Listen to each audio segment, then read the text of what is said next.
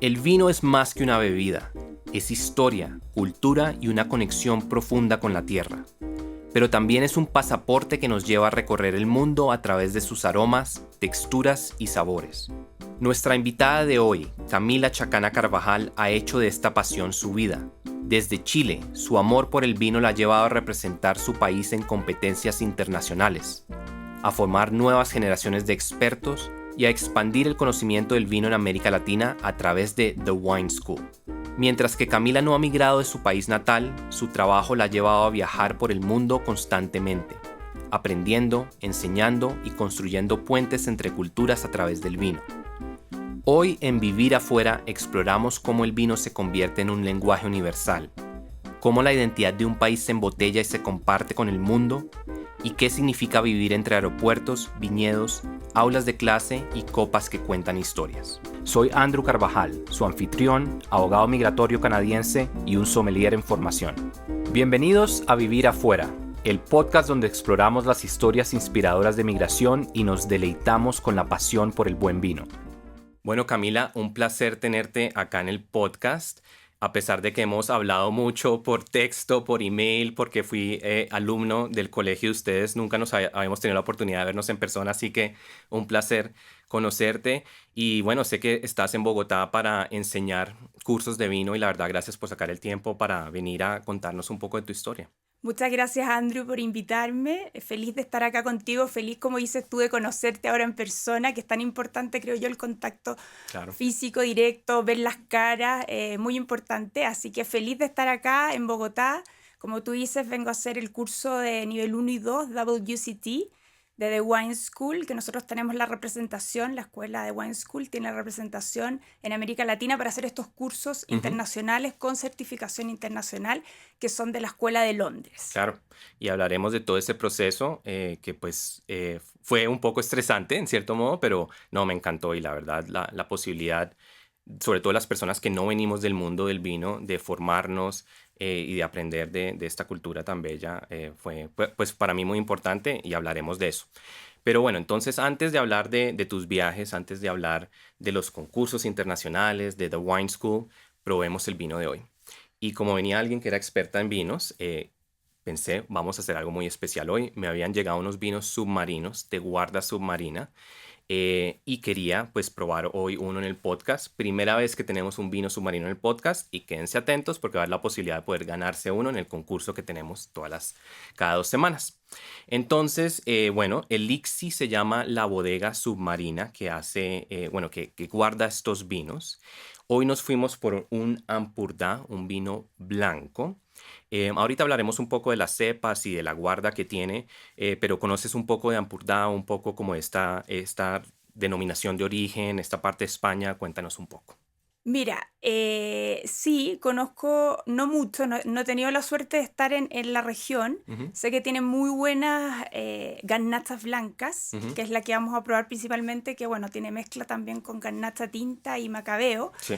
Se dan muy buenos vinos, ya. En este caso, vinos con una acidez neutra, en el caso hablando de la garnacha misma blanca, y con cuerpo según la vinificación que se realice. Puede ser, en el fondo, más frescos y ligeros si no tienen este envejecimiento después de realizar la fermentación alcohólica, y aquellos que sí tienen un envejecimiento en barrica, sí después tienen este cuerpo un poco más potente que se siente y esta textura que finalmente se busca.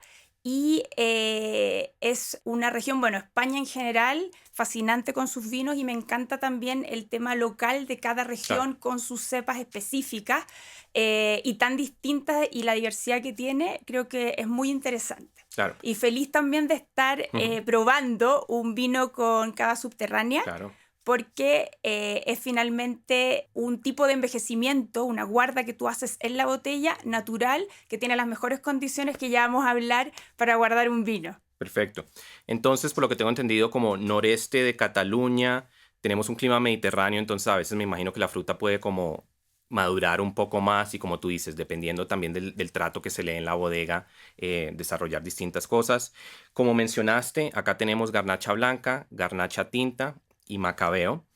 2 meses en barrica, 6 meses bajo el mar. y a 26 metros de profundidad. Y bueno, entonces, como ya que eres profesora del WSET, ¿te parece si hacemos un systematic approach to tasting Pero del por vino? supuesto, sí. Bueno, la idea siempre es, el foco es acercar el vino a las personas y difundirlo y que finalmente quieran beber una copa de vino y no se sientan como la presión de que saben o no saben de vino.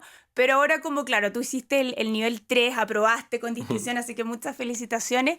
Creo que es interesante que hagamos juntos, en el fondo, esta cata en base a esta técnica sistemática de WCT, que a mí me ayudó muchísimo porque generalmente cuando uno cata un vino es muy subjetivo. Claro. Entonces es difícil como explicar finalmente las notas del vino, y en este caso, con esta técnica sistemática de WCT, uno puede hacerlo un poco más objetivo y podemos en el fondo hablar el mismo idioma porque se usa un léxico que tú aprendiste y lo aplicaste durante el nivel 3 que hiciste en Panamá. Entonces, hagámoslo, Dale. creo yo, para que... Entonces, siempre primero tenemos que ver el color, ¿ya? La intensidad del color. Idealmente tener algún fondo blanco, como acá tenemos esta servilleta que nos va a ayudar. Y en la intensidad tenemos que ver, en el caso del blanco se pone la copa a 45 grados y tú tienes que ver el ribete si tiene o no el mismo color del centro de la copa. Y si te fijas acá, es mucho más transparente que el centro. Sí. Entonces sería una intensidad más bien... Yo no sé si alcanza a ser media. A mí me parece que la intensidad es como, sí, no tiene mucha intensidad el color. Exactamente, porque está más Poca. transparente, entonces Sí, pálida, ¿cierto? Sí, es y pálida. luego tenemos que ver el color, que en este caso sería un amarillo limón, Sí, correcto. ¿cierto? Sí, no está tan verdoso, pero tampoco llega al dorado. Claro, tampoco está tan verdoso, que sería en el fondo quizás una cepa más como un Sauvignon Blanc, por ejemplo, y tampoco está tan dorado, que es cuando tienen un poquito más de envejecimiento. Y ahora podemos ver el aroma. Ahora, le noto un poquitico como burbujitas finas. Es un vino tranquilo, entonces no es un vino espumoso. Sí, es un vino tranquilo.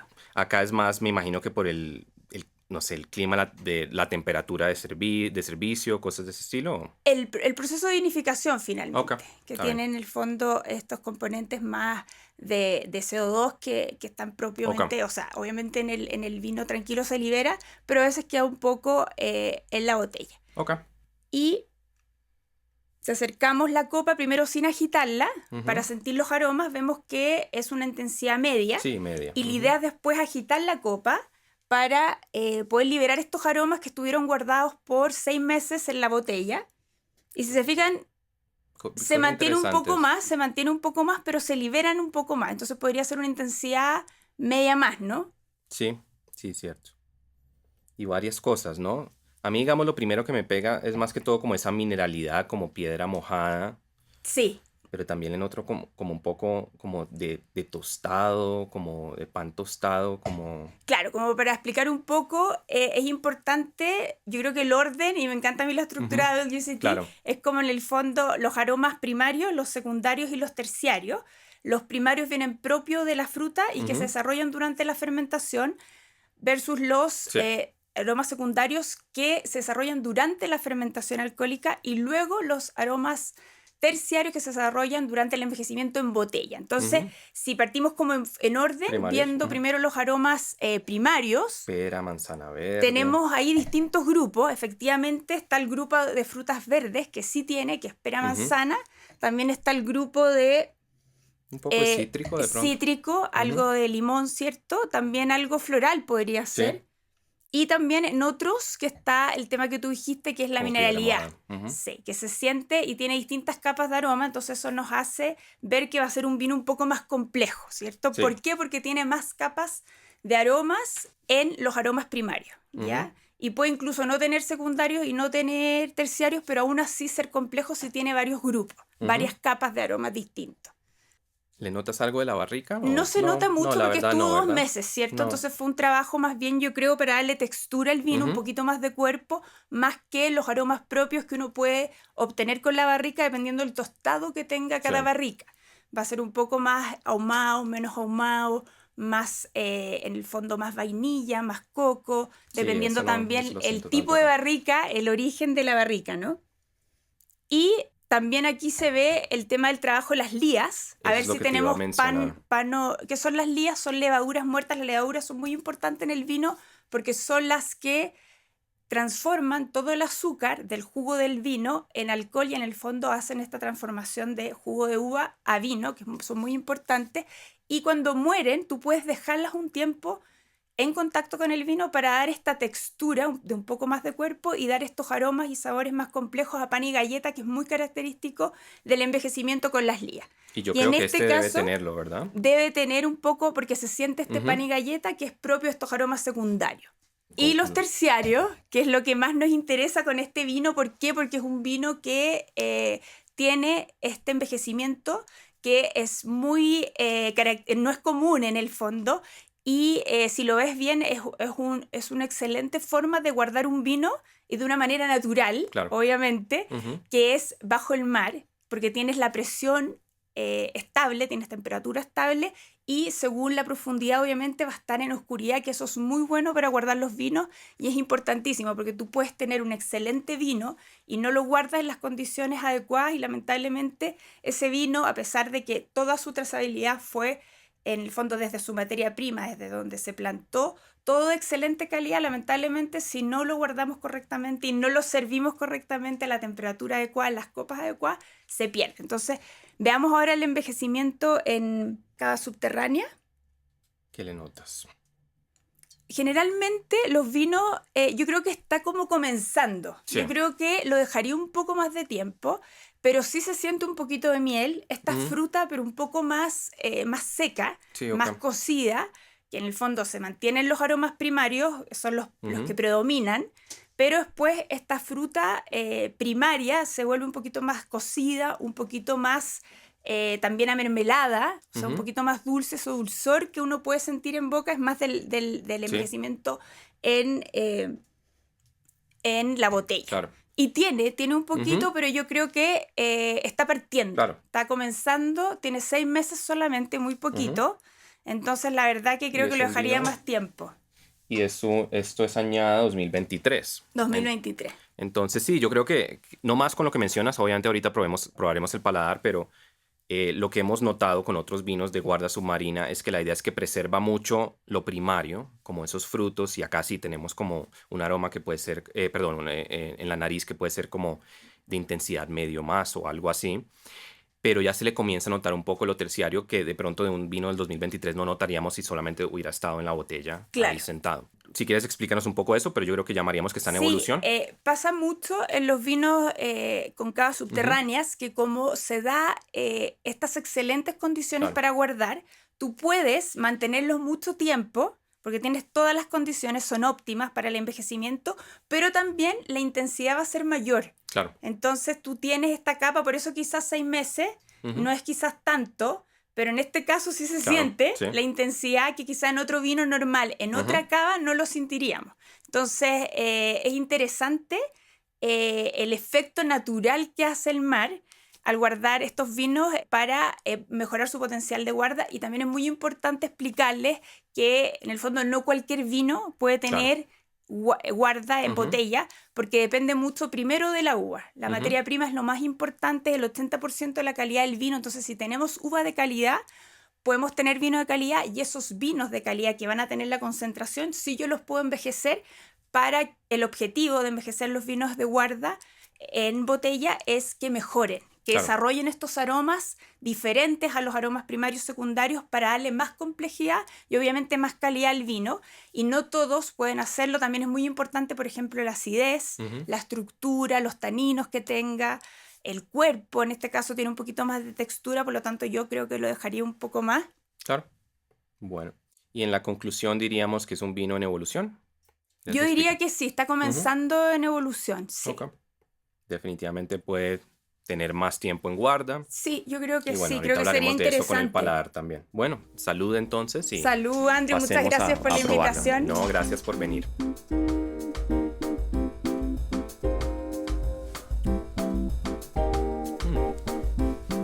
En boca. Interesante, porque tiene cuerpo. Tiene cuerpo, acidez no sé, como media más o menos. Yo creo Neutra, que sí. sí, es una acidez Sí. neutra. Tiene cuerpo, yo creo que ahí también se le sienten las lías, se le siente como esa sedosidad también. Pero me gusta que es una mezcla entre lo cítrico, pero también como esas notas como de Sí, miel, se siente como... aún más en Ujú, boca que en nariz, diría yo, como el efecto del potencial de guarda sí, en la botella. Tiene una acidez, si bien no es alta, pero tiene acidez, que es importante, neutra, se siente la acidez es lo que le da la frescura a los vinos. ujú, Entonces es muy importante tenerla, sobre todo en los vinos blancos que buscamos esa frescura. En este caso, quizás si no se hubiese envejecido en barricas 2 meses y no tuviésemos ese potencial en guarda, sería quizás un poquito más alta, pero también va a depender de la variedad. Y en sí, este claro. caso, esta variedad, que es Garnacha Blanca, tiene acidez más bien neutra. Entonces Ujú, yo creo que se cumple las características propias de la variedad ujú, y tiene ese cuerpo sí, que se lo da finalmente el tema con las lías, también todo este envejecimiento en barrica la guarda obviamente en botella, que le da esta textura que tiene un poco más de densidad, más claro. cuerpo, tiene estos aromas primarios también muy predominantes, pero también se siente más que en nariz todo lo que son estos sabores más bien a miel, Ujú, a fruta un poquito más seca, está muy bien equilibrado, es un vino fácil de beber, diría sí. yo, a pesar que tiene el cuerpo, en el fondo es un vino correcto, está perfecto, tuvo una buena guarda, tuvo bien, no sé a cuántos metros, A a 26 metros. 26 metros de Ujú. profundidad. Sí, eso es cierto. Creo que de pronto acá le noto un poquito más la barrica en el Sí, paladar que en la nariz. Las lías creo que ahí sí se le notan como mencionas. Y también esa mineralidad, creo que es también sí, bastante el bien tema de la presente. mineralidad, La salinidad o todo ese sí, tema en boca. sí. Y bueno, si fuéramos, cuéntanos un poco de la conclusión de la calidad del vino, cómo funciona. La conclusión de la calidad del vino a mí me gusta mucho como la explica WCT Ujú, porque se mide a través de el equilibrio, que dijimos que ujú. sí tenía Sí, es un equilibrio. vino ¿Qué me equilibrado. refiero con equilibrio? Que tú no sientes ningún, en el fondo, componente del vino por sobre otro. No Ujú, sientes en el fondo acidez que me moleste, el dulzor, los taninos. Está muy bien equilibrado, está muy redondo el vino. ujú, Entonces tiene ese equilibrio. Después viene la persistencia, que es el final en boca, que en el ujú. caso de este vino sí lo tiene, es un final medio Sí, largo, medio más, sí, medio medio largo. más, Ujú, y un final largo que se siente que es en el fondo cuánto tiempo una vez que uno bebe el vino queda en la boca, pero no la acidez, no el sí. dulzor, sino que la fruta, Ujú, que es lo más importante que hablamos, que es la materia prima. Y en este caso siento aún la ujú, fruta, tengo en el fondo estos aromas primarios que finalmente me van a indicar que sí tiene persistencia. ujú. Y después está Intensidad. la intensidad, que quiere decir que es en el fondo la concentración con la uva que tú elaboraste el vino. Si tú elaboras un vino con más concentración, es decir, dejas menos rendimiento por hectárea de vides, en el Ujú, fondo de tu uva, de los racimos, vas a tener más concentración. claro. ¿Ya? Ahora, obviamente, no es solo ese factor, hay muchos que influyen porque tiene que estar la planta sana, tiene que estar en un lugar adecuado, en un terroir adecuado, cosecharla en el momento indicado. Son muchos factores, pero en Ujú, el fondo, para hacerlo como una explicación más general, entonces sí tiene también, diría yo, esa intensidad y además, y la complejidad también la tiene. Este sí, yo sería un diría que es muy un vino buen vino. complejo. Este sería un muy buen vino. Sí, yo diría que tiene de todo. ¿Y cómo se evalúa? Si tú tienes esos 4 puntos, es un vino excelente. Si tienes 3, es un vino muy bueno. Y si tienes 2, es un vino bueno. Y si tienes 1, es Aceptable. aceptable. Y si no tienes ninguno, es que ya es Eso no lo tendríamos en el podcast. exactamente. Tiene algún defecto, Ok. ¿cierto? Bueno, entonces dirías que es un vino muy bueno, Muy excelente. bueno, excelente. Le Ok. dejaría, yo creo que o sea, creo que tiene la complejidad, Ujú, pero creo que lo dejaría más tiempo para tener aún más estos aromas terciarios y aumentar la complejidad. Y ahí sí darle el punto entero, le daría dale, medio punto quizás en complejidad para que sea excelente, pero es un muy buen vino. claro. Y bueno, y llegando a eso, entonces es un vino que tiene potencial de guarda, ¿verdad? Exactamente, Ujú, tiene potencial de guarda y bien interesante porque uno generalmente cree que uno puede guardar los vinos tintos y ujú, no los pero no los blancos blancos. Ujú, por un tema finalmente que uno quiere la frescura en los vinos blancos y es por eso que depende ahí obviamente el gusto de cada consumidor. Si te gustan los aromas terciarios, obviamente vas a poder guardar este vino si es que tiene muy buena uva. A diferencia, si no te gusta más fresco, con más aromas primarios, obviamente no vas a tener necesidad de envejecer ese vino y lo puedes consumir inmediatamente. Claro. Bueno, y antes de sí pasar a la parte, bueno, de tu historia, ¿con qué maridaríamos este vino? Yo creo que marisco. Sí, yo Marisco, pensaría, de todas a mí me maneras. gusta esa mineralidad con Sí, mariscos, con pescados, con sí. sushi de pronto, tiene Quedaría suficiente pero acidez maravilloso, también. sí. De hecho, se abrió el apetito acá. Pero creo que Pero también podría ir como, bueno, con carnes blancas de pronto, como sí, cerdo, carnes pollo. blancas, Ujú, siempre con queso, ujú. charcutería, queda muy bien. Pero principalmente yo te diría que marisco. Bueno, entonces espero que lo hayas disfrutado, nuestro primer vino submarino. Sí. Y ahora Salud, sí Andrew. hablemos de, Muy bueno. de tu historia. Y bueno, muchas gracias también por enseñarnos tanto de cómo hacer una cata, sobre todo las personas que son nuevas. Y bueno, si quieren aprender sobre todo esto, para eso está el WSET y ahorita nos contarás un poco del The Wine School. Hay varias similitudes entre ser un excelente profesional migratorio y la preparación del vino. La cosecha de un buen vino toma años de planeación. Uno no migra de un día para otro. Es una decisión importante que tiene un impacto drástico en la vida de una persona y de su familia. La clave está en los detalles, la experiencia y la calidad del proceso. De esto se trata este podcast, de brindar información valiosa sobre la migración, presentar consejos y puntos de vista variados y honestos de gente con distintas experiencias. Y al mismo tiempo, divertirnos un poco, tomarnos una copa de vino juntos, aprender cosas nuevas sobre la migración, el mundo del vino y el reto que es migrar por fuera del país. Bienvenidos a nuestro podcast Vivir afuera.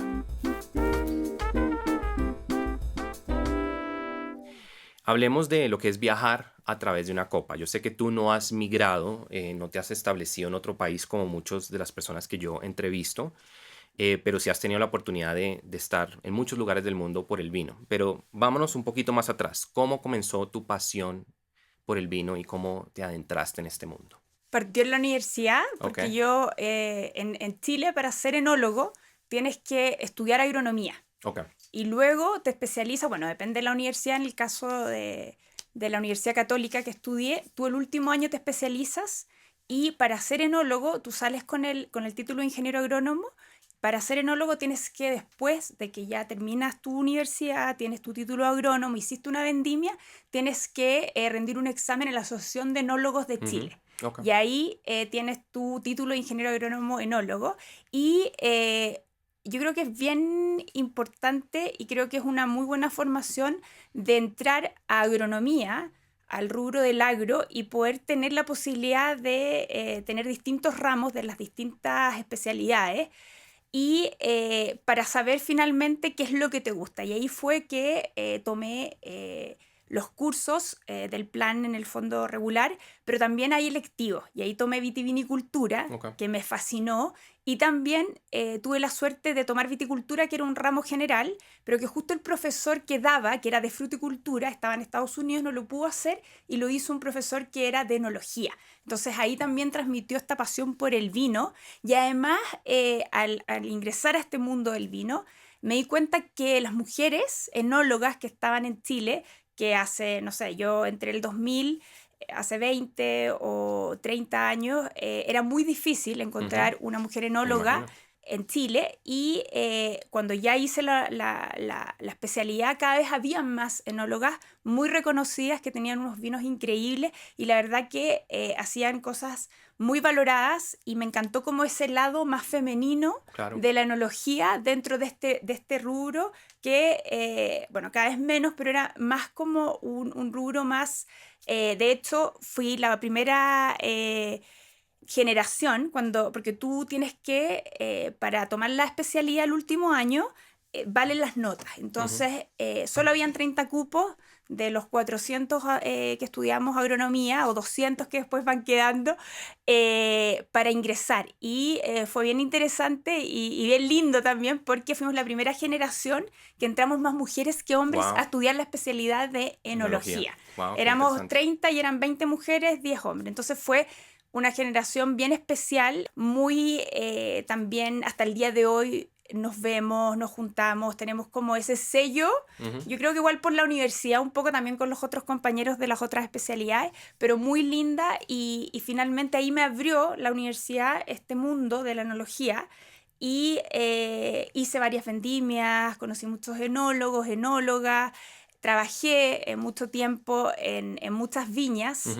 En Chile, me imagino. En Chile, y también me permitió viajar, no principalmente a trabajar, sino que en el fondo en las vacaciones por los distintos valles de las regiones más importantes vitivinícolas. Entonces es un mundo fascinante que finalmente uno entra y es muy difícil salir, y cada vez hay más cosas que uno quiere aprender, hay muchos factores importantes que influyen en la copa final de un vino. Es un mundo, la verdad, que apasionante. Claro. Y así es como entré al mundo de la enología. Bueno, y cuéntanos un poco, ahora sí hablando de los viajes, ¿en qué funciones has viajado a través del mundo? Ahorita hablaremos un poco de los destinos, pero cuéntanos un poco en qué consisten tus viajes. Sí, bueno, primero el foco principal es The Wine School, que ahora partimos en Chile. Luego estuvimos en Colombia y ahora estamos en The Wine School Latam, que la idea es poder llegar a más países de Latinoamérica para difundir del vino, que se aprenda del vino, que la gente se acerque al vino. Eso es lo importante, porque generalmente a mí me pasa que invito amigos a la casa y les da miedo llevar vino, porque ¿qué vino voy a llevar? Porque la Camila es enóloga, entonces finalmente... es bueno o es malo. Entonces eso creo yo que, y les digo, el vino que a ti te guste, llévalo. Cada uno tiene, sobre gustos no hay nada escrito, hay distintas calidades, ¿verdad? Pero a ti te puede gustar un vino quizás más para el día a día, quizás no te gusta el vino premium porque tiene mucha concentración y tu gusto es distinto y no tiene nada de malo. Entonces, finalmente, siempre me llamó la atención esta barrera que había con el vino. Y quería un poco como cortarla, que no surgiera, y poder acercar el vino a las personas. Y dentro de los muchos trabajos que tuve en viña, tanto en la parte de viticultura, de bodega, y después en la parte más comercial, más marketing, más asuntos corporativos, innovación, siempre me gustó la parte de la enseñanza. Entonces, muy importante poder difundir el vino, pero de una manera cercana. Sí. Sin y si quieres, alejarlo. ahorita hablaremos del Wine School. Ok. Simplemente quiero, entonces, bueno, sé que parte de tus viajes han sido por eso y parte también han sido representando a Chile como jurado, ¿verdad? Así es. Entonces, bueno, por un lado está todo lo de Wine School, que lo vamos a ver, y por otro lado, desde el 2020 he participado en distintos concursos internacionales representando a Chile y catando vinos, pero de todas partes del mundo. ¿Ya? Y es bien interesante porque nosotros estamos muy lejos en Chile, al sur del mundo, literalmente muy lejos de todo lo que pasa. Entonces llegan muy pocos vinos internacionales a Chile. Generalmente se consume vino chileno. Y un poco abrir a lo que pasa afuera fue muy interesante para mí, y ver también cómo el vino chileno era valorado afuera. Eso la verdad que fue, y me encanta, porque al país que llegara, tanto del rubro, pero quizás países en el fondo más pequeños o recién partiendo con el tema vitivinícola, todos conocían los vinos chilenos, les encantaban los vinos chilenos. Muchos habían estado en Chile por el vino, habían viajado especialmente para visitar nuestros viñedos, y muchos querían volver. Era como un país que realmente les llamó y se acuerdan con mucho cariño, les encantó en el fondo los vinos chilenos, la diversidad que hay. Y en los valles, esto por ejemplo, no sé si has estado en Santiago, tú estás en Santiago sí, pero... y puedes estar a 1 hora del mar, a 1 hora de la nieve, a 1 hora de los viñedos. Entonces bien interesante. Entonces esa parte como internacional creo que me fascinó, y creo que había una gran oportunidad de poder difundir el vino chileno a los demás Claro. países, porque si bien sí se conoce, creo que falta mucho por hacer. Generalmente se conoce por los vinos más bien de baja gama, Ujú. ya a muy buen precio, pero creo que todavía tenemos mucho por mostrar de Chile. Están estos vinos premium, que ya tenemos más trayectoria, ya tenemos nuestros primeros vinos íconos que tienen ya más de 30 años. No es tanto, obviamente, si lo comparamos con los vinos de, o sea, las regiones vitinícolas del Viejo Mundo, Claro. pero se ha hecho un trabajo muy importante. Tenemos vinos de muy buena calidad y creo que esa oportunidad de poder difundir estos vinos afuera es para mí como en el fondo lo más Un objetivo. importante y mi objetivo, y creo que hay mucho por hacer. Y de hecho, ahora que he viajado por The Wine School por América Latina, creo que también se están haciendo vinos en Bolivia, se están haciendo vinos en Ecuador, en Colombia se están Ujú. haciendo vinos. Entonces ya un poco embajadora de Chile, pero también de los vinos de América Latina. En México estuve el año pasado. Muchos vinos, muchas regiones, muy grande México, se están haciendo cosas Sí. muy buenas Ujú. también. Entonces, toda esa visión que yo creo que es muy importante difundirla, estamos muy lejos en Ujú. Chile, entonces acercar un poco más el vino chileno a todos los otros países es como, en el fondo, muy importante para mí como enóloga, y me gusta mucho participar en estos concursos Claro. para poder tener también la visión que tienen ellos de nuestro vino, pero también mostrar nuestros vinos, Claro. que viajen, que vengan a nuestro país.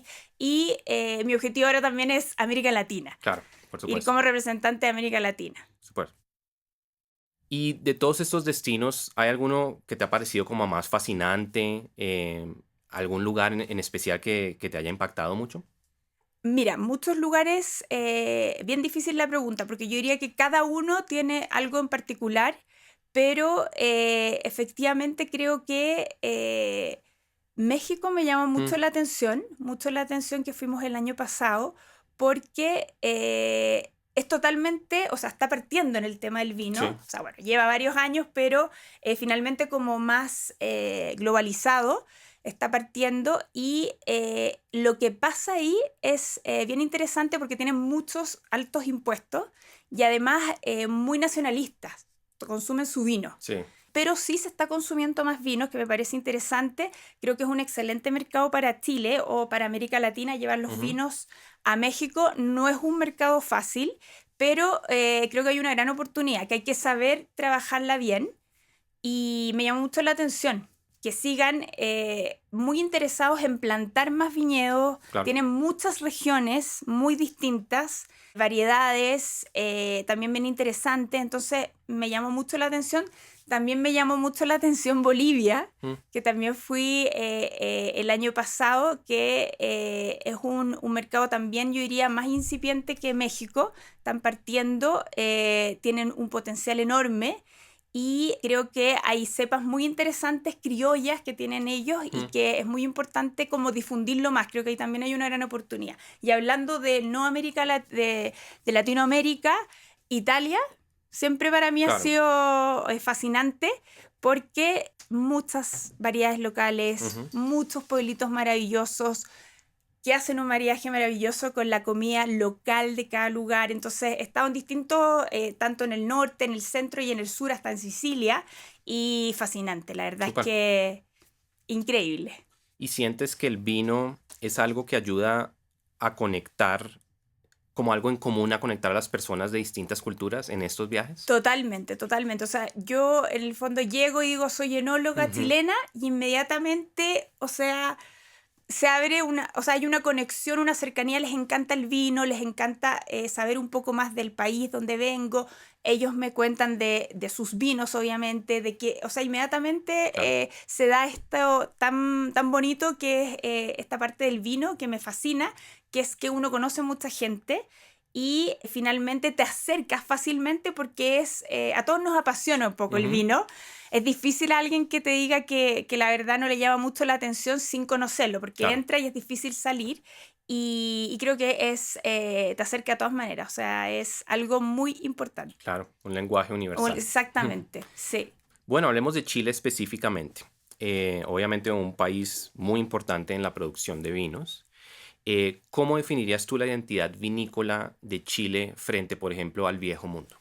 Muy interesante porque hablando con muchos amigos españoles, Ujú. están muchos en desacuerdo en decirle a Chile que es del Nuevo Mundo, Del Nuevo Mundo. porque cada vez tiene más Claro. experiencia, se están elaborando muy buenos vinos, pero efectivamente, claro, si comparamos finalmente la cantidad de años que llevan haciendo en el Viejo Mundo vino versus la de Chile, obviamente que hay una brecha significativa, pero te diría que en el fondo lo importante de Chile específicamente, es finalmente la diversidad que Claro. tiene. Chile es un país muy largo y angosto, Ujú, tenemos mar.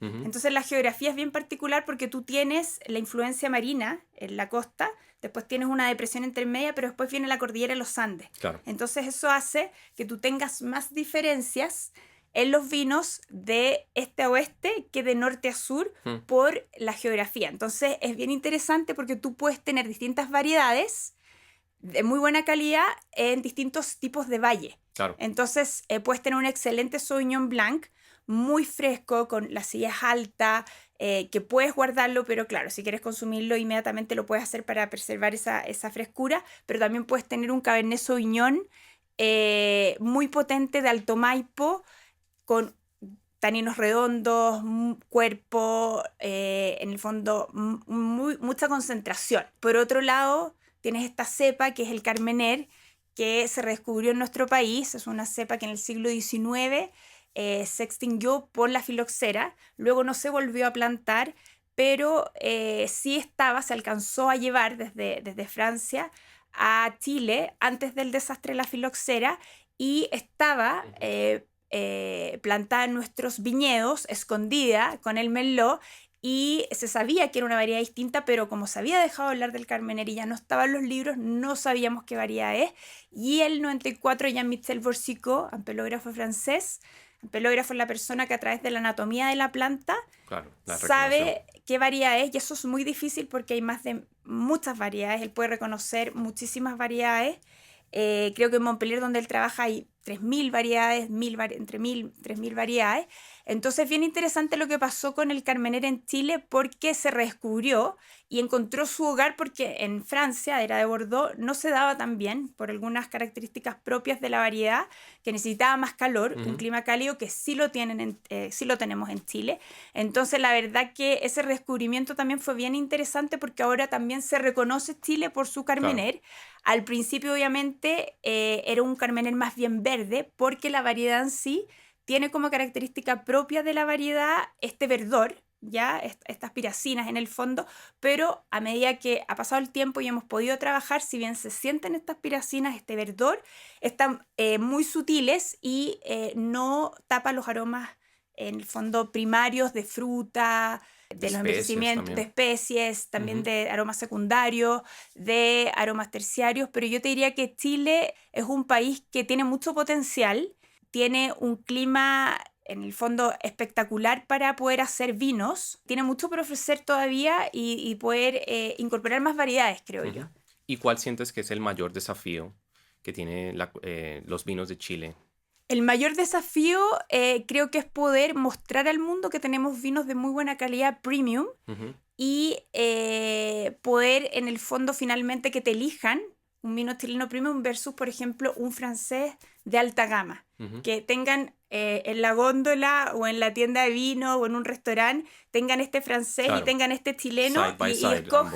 Ujú. escojan el chileno premium que tiene gran calidad, al igual que un vino francés o italiano o y español. Bueno, y bueno, la verdad creo que debe ser algo que debe causar mucho orgullo representar a semejante país que tiene esa tradición vinícola a través del mundo y bueno que lo estés haciendo y seguro que va a seguir subiendo. em, y lo que tú mencionas es muy cierto. Yo creo que por muchos años, por ejemplo, en Colombia se veía Chile como el lugar de, oh, bueno, esos vinos, llevan los vinos de volumen. Y eso era lo que nosotros asociábamos con Chile, pero ya están comenzando a llegar los vinos premium de allá, que obviamente es muy distinto, como lo puede ser en cualquier lugar del mundo, comparar los vinos premium con los vinos de volumen de cualquier lugar del mundo. Bueno, ahora hablemos de educación, hablemos de The Wine School, el rol que has tomado en la formación no solo de sommeliers, sino también de personas como yo, que no estamos en la industria, pero que queremos aprender de esta maravillosa cultura. Cuéntanos un poco cómo nace The Wine School. The Wine School nace el 2004, lo funda Eugenio Echeverría, con una Master of Wine, Ok. Meg Brockman, que es australiana y estaba en Chile con su marido, que también es enólogo, en el Valle de Colchagua. Y se crea esta escuela en Chile, en Brasil y en Colombia. Ok. Y yo trabajando en una viña en el 2009 hice los cursos de WCT porque siempre en las viñas en Chile capacitan a su equipo, les gusta en Claro. el fondo estar siempre preocupados de darles herramientas al equipo para fortalecerlo, y todos pedíamos el curso de WCT por la certificación internacional, pero yo te diría principalmente porque es un curso que habla de vinos internacionales. Sí. Y en Chile, como te contaba, como estamos muy al sur del mundo, lamentablemente no llegan vinos internacionales, no tenemos la posibilidad, que aquí sí tienen en Colombia, de ir a un restaurante, por ejemplo, y pedir vinos internacionales. Ujú. Yo te diría que ahora puede ser que un poco más, pero hace 10, 20 años nada, muy poquito. Ahora está llegando un poco más, afortunadamente. Pero entonces fue muy importante como enóloga, los enólogos, viticultores, sommelier, comerciales que trabajan en las viñas. Muy importante hacer estos cursos porque te abre lo que pasa afuera. Los vinos Claro. internacionales. Tienes la oportunidad de catar vinos internacionales que por lo Ujú. general no se catan en Chile, entonces muy interesante. Y en el caso, por ejemplo, los comerciales, cuando viajaban, saben mucho de vino afuera. Claro. Entonces, tus distribuidores saben de vino, y no solo chileno, que es lo que nos pasaba a nosotros, que sabíamos mucho de vino, pero solo de Chile. Ujú. Entonces, tú vas con un distribuidor afuera, en cualquier parte del mundo, y saben de todos los vinos del mundo. Entonces, eso era muy interesante. Y el 2018 ingreso a The Wine School como directora, y haciendo un reemplazo de pre y postnatal. Y después ingresa Vero, que es mi Ujú. socia, y estaba haciendo el reemplazo de Vero. Y después Eugenio, con el otro socio, deciden venderlo y estábamos nosotros a Ok. cargo.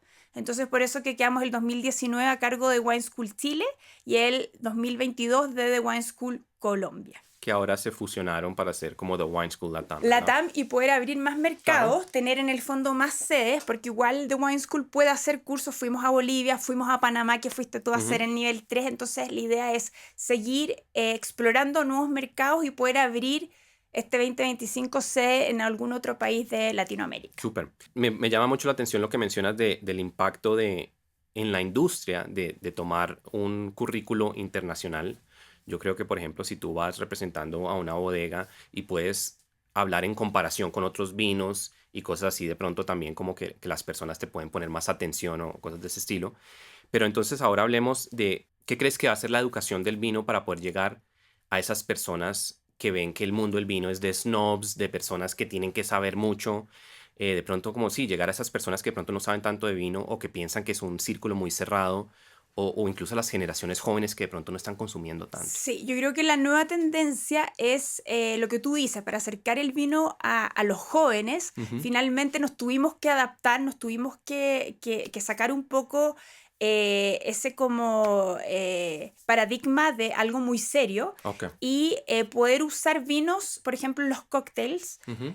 más para los jóvenes, que van a usar distintos, en el fondo es Ujú. coctelería finalmente, pero sí van a tener vino. Creo que es bien interesante eso que se está haciendo. Y también hay lo que tú dices, un tema con tener una vida más saludable. Claro. Entonces creo que es bien importante el tema de el vino finalmente dentro de las bebidas alcohólicas es una de las más saludables. Y además hay distintas opciones de vino sin alcohol Ujú.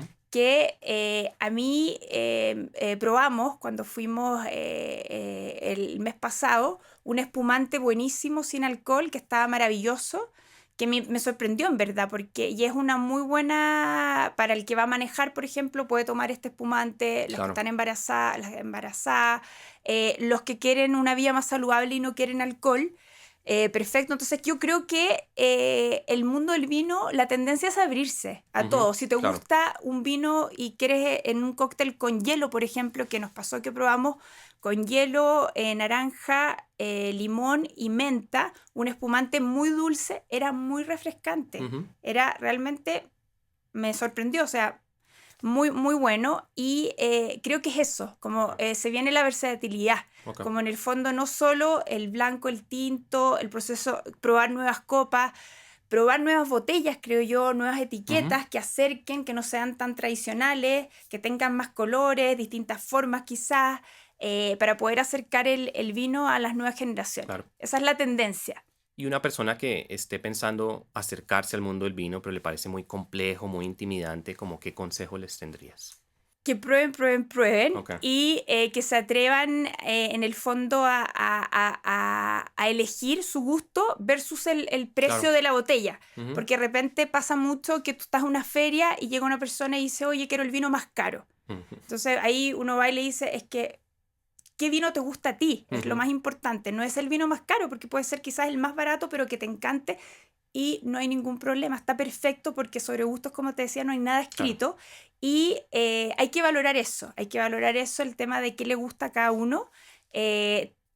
Atreverse, no tener miedo a que te guste un vino quizás de un precio inferior o en un cóctel en el fondo, sino que... y hablar del vino de forma también más cercana, no tan tecnicista. Claro. Y si no sientes aromas, está perfecto. Si es como un deporte que tú tienes que entrenarlo, no todos nacimos sintiendo los aromas, sino que hay todo un trabajo detrás, como un deporte, que tienes que entrenarte todos los días, catar, ir viendo y en el fondo sintiendo los distintos aromas, los distintos sabores, vas viendo qué vinificación tuvo ese vino y todo lo que está detrás. Yo creo que de a poco empieza a envolver a las personas que quieren acercarse, pero les digo que vayan de a poco. Claro. O sea, de a poco, no inmediatamente van a ser expertos en vino, pero pueden serlo. Claro. Que no tengan miedo finalmente, que se atrevan y den ese paso y puedan de a poco empezar a meterse al mundo del vino. Hay gente que le gusta, que son más estudiosos y quieren aprender un poco más. Perfecto, hay muchos cursos de vino, claro, de catas. Incluso en el WZ hay niveles, entonces puedes hacer el nivel 1. Puedes hacer el nivel 1 para partir, luego el 2, el 3. Muchos aficionados hacen hasta el 3. Muchos de estos nos preguntan, ¿hay requisitos para hacer los cursos? Ninguno, solo el requisito es querer aprender. Claro. Así que todos bienvenidos, que hagan los cursos, que se metan a este mundo fascinante, que hay mucho que aprender y yo creo que uno nunca termina de aprender. Claro, Siempre... no, eso es cierto. Siempre hay algo, yo creo que en todos los rubros, que siempre uno día a día aprende algo nuevo. Y eso es fascinante y en el mundo del vino aún más porque es muy entretenido todo lo que está detrás de una copa. Claro. Entonces invitarlos más que nada a que se atrevan a dar ese paso. Ese salto. Y obviamente, ojalá que puedan hacer los cursos con nosotros. También tenemos masterclass, no solo estos cursos con certificación internacional, sino también masterclass con el objetivo, como tú dices, de acercar el vino a las personas. A todos, no solo los del rubro. Y bueno, entre concursos, aulas de clase, conociendo bodegas también, todas estas cosas, yo creo que viajar constantemente es emocionante, pero debe ser como agotador, ¿verdad? ¿Cómo equilibras tu vida personal con todo esto?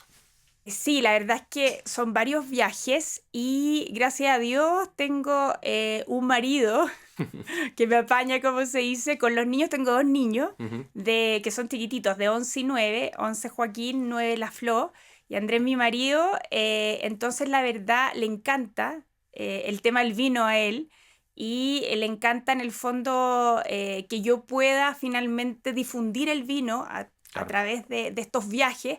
Entonces la verdad es que siempre al final es como el que más me incentiva a que siga. Entonces por eso yo creo que he podido manejar el tema de lo personal con el trabajo también y también tratar yo creo que cuando uno quiere hacer las cosas las puede hacer. Siempre el tiempo uno no lo tiene, pero tiene que hacérselo. Entonces creo que si tú realmente quieres hacer algo, te apasiona, finalmente lo vas a poder hacer. Claro. Y te vas a poder en el fondo organizar y poder estar tanto, en el caso mío, con mi familia, que es lo más importante obviamente, y también con mi trabajo, que me encanta. Entonces creo que esas 2 pasiones he logrado, gracias a la familia que tengo. Los niños también aportan mucho cuando viajo. a poder equilibrar estos dos mundos tan importantes para nosotros. ¿Y qué dirías que es, por un lado, lo más desafiante, pero también lo más gratificante de tener una profesión con tanta movilidad? La verdad es que la carrera de enología es muy desafiante, es muy sacrificada, sobre todo para aquellos que elaboran vinos. Yo ahora estoy en el fondo viendo otro lado que creo que también es súper interesante y importante que se haga, que es como en el fondo la parte de educar y Ujú, difundir del vino, que es muy importante porque si tú haces el vino y tienes excelentes vinos, pero no los claro, comunicas, no eres capaz de finalmente que las personas prueben tu vino, en el fondo no va a ser exitoso lo que tú haces. Entonces creo que es un complemento de esta profesión. Y claro, en el caso mío sería los sábados que uno tiene, que quizás quisiese estar con la familia, hacer estos cursos, pero la verdad que finalmente, claro, tienes un poco más de tiempo esta semana que voy a estar en Colombia, pero finalmente creo que uno se organiza bien ok. para poder finalmente estar en todas partes.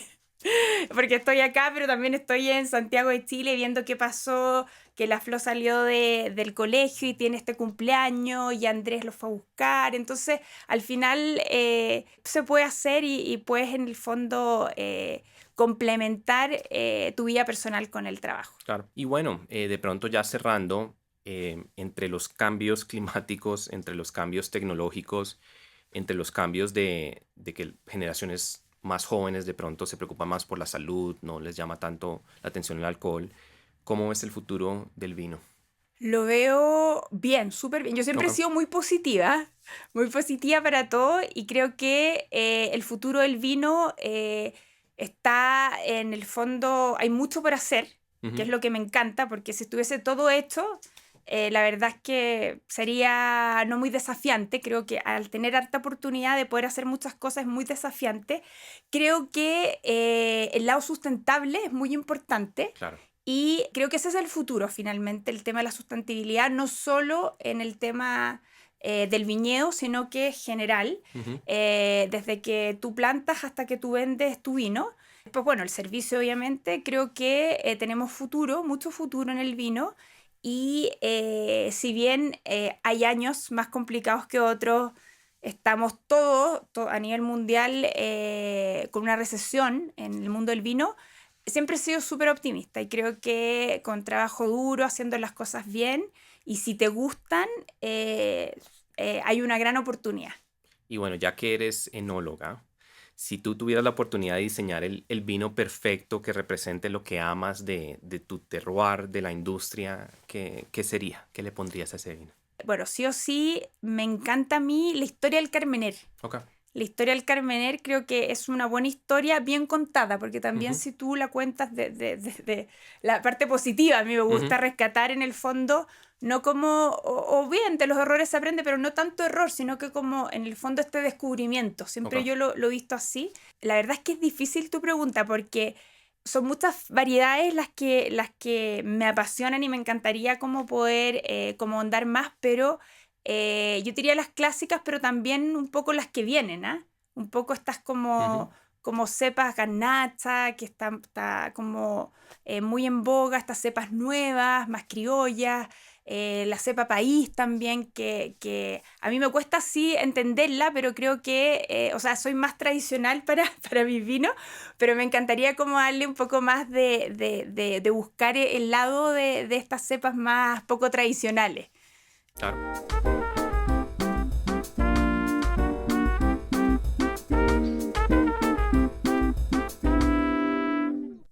Y bueno, si alguien quiere buscarte en redes sociales, quiere aprender un poco sobre The Wine School, ¿dónde te pueden encontrar? Estamos en @de Wine School Latam Ok. y también me pueden seguir en @camichacana. Ok. Felices de poder conocer más gente que le guste el vino, que quiera aprender de vino, que quiera simplemente hablar o tomar una copa de vino. Feliz de tenerlos también en The Wine School. Bueno, muchas gracias. Y la verdad, una excelente experiencia. Me siento muy afortunado de haber sido uno de los alumni de ustedes. Y bueno, el vino nos habla de tierra, de tiempo y de pasión, que creo que se nota en cómo comunicas tú el tema del vino. Muchas gracias, Camila, por sacar el tiempo para estar acá, por contarnos, por enseñarnos tanto. Hicimos, yo creo que la cata más educativa, más pedagógica que hemos tenido hasta el momento en el podcast. Y también contarnos un poco de lo que es una vida viajando y representando la industria del vino chileno, pero también educando a personas en este maravilloso mundo, contándonos tus historias. Y bueno, gracias por venir acá hoy. Muchas gracias a ti, Andrew, y a todo el equipo. Bueno, Muchas de gracias. nuevo, salud. Salud. Y recuerden que la conversación no termina acá. Los invito a que nos sigan en nuestras redes sociales, Vino Inmigración, en TikTok e Instagram. Tendremos un sorteo muy especial de un vino submarino. Si nos cuentan qué fue lo que más les gustó de esta entrevista, y cuéntenos un poco más de qué otras cepas quieren que probemos, qué otras historias quieren que contemos. Si tienen una historia que contar, acérquense a nosotros y nos hablan de eso. Y así seguimos esta conversación. De nuevo, gracias, Camila, gracias a todos por ver este podcast y ser parte de nuestra comunidad, y a la próxima.